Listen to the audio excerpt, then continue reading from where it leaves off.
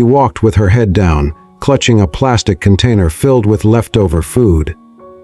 The night was cold, and the city streets seemed endless. Her shoes were worn out, her coat too thin for the biting wind. Each step was heavy, but she kept going, because home was not a place. It was a broken shelter at the edge of town. Her name was Emily. She was 21, but hardship had carved lines into her face that made her look older. Once, she had been a college student with bright hopes. But when her mother died and her father abandoned the family, she became the sole caretaker of her younger brother. Dreams had to be put away. Survival became the only goal. Every day, she worked shifts at a diner. She cleaned tables, scrubbed floors, and sometimes begged for extra hours. But tips were rare and wages barely enough to cover rent. What she saved, she carried home in plastic containers, leftover food that would become dinner for her brother. This was her reality. But what Emily never knew was that one ordinary night, when she carried home those leftovers, her life would cross paths with someone who could change it forever. To that night, across town, a man named Richard was driving home with his son, Michael. Richard was a CEO, wealthy, respected, known in business circles as a man of precision and discipline. Yet his private life was marked by loss. His wife had passed away years ago, leaving him to raise Michael alone. The boy, now 10, was thoughtful, observant, and carried a gentleness that his father sometimes felt he lacked. Their car rolled through the dimly lit streets. Richard was thinking about a late meeting. Michael, however, was looking outside, watching the world pass by through the cold glass of the window, and that was when he saw her. A girl walking with her head low, carrying a container close to her chest, as if it held something more valuable than gold. Her pace was slow, her shoulders hunched. She looked fragile, but determined. Michael leaned forward. His small voice broke the silence. "Daddy, it's her." Richard glanced up, surprised by the sudden urgency in his son's tone. "Who?" he asked. "The girl," Michael whispered, eyes fixed on Emily. "The one I told you about. From the diner. She gave me pie last week, even when I didn't have enough money. That's her." Richard slowed the car. He remembered. His son had mentioned a girl who had been kind to him when he'd visited the diner with a friend. She had covered his short bill with her own tip money. At the time, Richard had brushed it off as nothing. But now, seeing her like this, the scene took on a new weight. Emily kept walking, unaware that eyes were following her. She turned down an alley, clutching the food tighter. Richard pulled over. The next part of her story unfolded in silence, like a film no one had scripted. Richard watched her disappear into the shadows. A mix of instincts and unease pushed him forward. Against the habits of a man used to calculated choices, he opened the car door. Michael followed, his small hand gripping his father's coat. They stepped into the alley. What they found was not a home, but a makeshift shelter of cardboard and old blankets tucked beside a broken fence. Emily's brother, barely 13, waited there. His eyes lit up when he saw the food. He grabbed it quickly, too hungry to hide his desperation. Emily smiled faintly at him, though exhaustion pulled at her face. She sat down beside him, pulling the coat tighter. Richard froze. He had expected poverty, maybe hardship, but not this. Children surviving in silence, invisible to the world.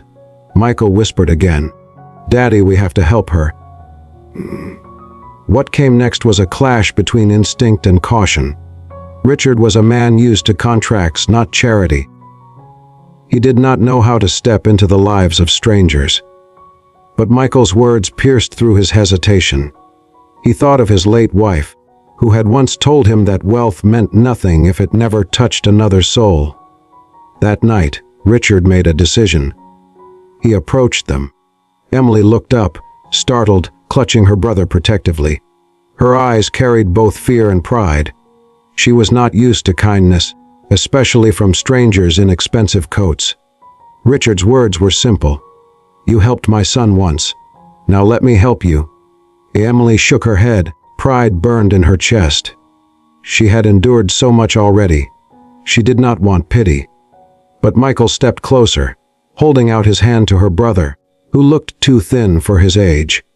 Something pure passed between the children, an understanding beyond words, and Emily realized sometimes accepting help is also an act of strength. The following weeks reshaped everything. Richard arranged safe housing for Emily and her brother. He helped enroll her brother back into school. He offered Emily a stable job, not charity, but a position at his company's cafeteria. It gave her dignity, a chance to work and rebuild. Still, the transition was not easy. Emily carried years of struggle within her. At night, she sometimes cried, remembering her mother's words about holding on through storms. She worried about owing too much, about being a burden. But each time doubt crept in, Michael's smile reminded her of the night in the alley. The night a boy's voice had said, "Daddy, it's her." As weeks turned into months, an unspoken truth revealed itself. This was not just about money or opportunity. It was about humanity. Richard saw his own pain reflected in Emily's resilience. He had lost a partner. She had lost parents.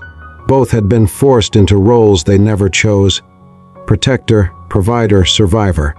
And in helping her, he began to heal parts of himself. Emily's brother thrived. For the first time in years, he wore clean clothes, carried books to school, and spoke about dreams of becoming an engineer. Emily herself began attending evening classes again, determined to finish what she had once started. Her hands, once rough from endless labor, now held pens and textbooks. And Michael? He watched it all with quiet pride. In his heart, he knew that his simple words had changed not just one life, but many. 2 months later, on a bright spring morning, Emily stood at the company cafeteria where she now worked. She served food with dignity, no longer leftovers carried in plastic containers. She saw Richard and Michael enter. Her brother ran up to them, laughing, carefree for the first time in years. Emily paused, her eyes welling with gratitude. She had carried scraps once. Now she carried hope. And all of it had begun because a little boy looked out of a car window and recognized kindness when he saw it.